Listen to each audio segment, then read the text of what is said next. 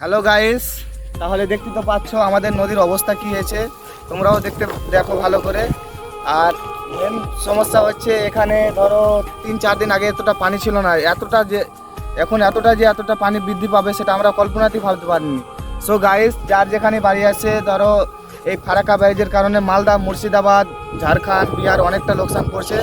তাই জন্য বলছি গাইস, যার যার ক্ষতি হয়েছে, যার বাড়ি ধ্বংস হয়েছে তারাকে একটু করে সাহায্য করবা। জুয়েল ভাই কিছু বলো এ বিষয়ে। আমি আর কি বলবো ভাই, তোমার ধরো আমি আপনাকে কথা বলবো কে যারা মেম্বার প্রধান মানে আমাদের এদিকে আছে যারা, তারাকে বলবো কে ভাই এখন তো রাস্তা মানে যাওয়ার অসুবিধা হচ্ছে, তো যাদের এরকম মানে ঘটনা ঘটেই গেছে, তো তাদেরকে মানে একটাই রিকোয়েস্ট, মানে তাদেরকে আমি বলবো কে ভাই তুমি তাদেরকে একটু দেখে এসো কে কোনখানে জায়গায় কোনায় কি হয়েছে না হয়েছে, অবশ্যই তোমরা দেখে আসবা।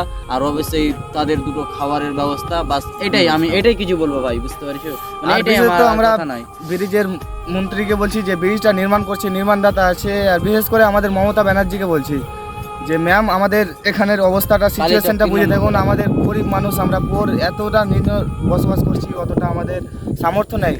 তো মমতা ব্যানার্জির কাছে আমরা একটাই রিকোয়েস্ট করবো যেন আমাদেরকে একটু দেখে, আমাদের ব্রিজের সম্বন্ধে কিছু করে।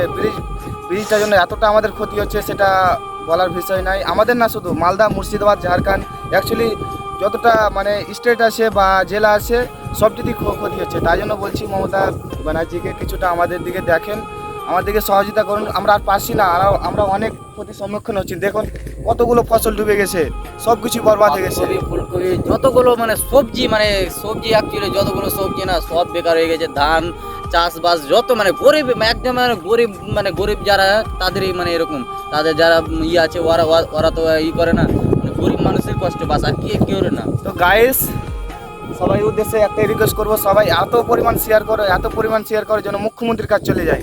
এটা রিকোয়েস্ট তোমাদের। Okay guys, take care, all the best.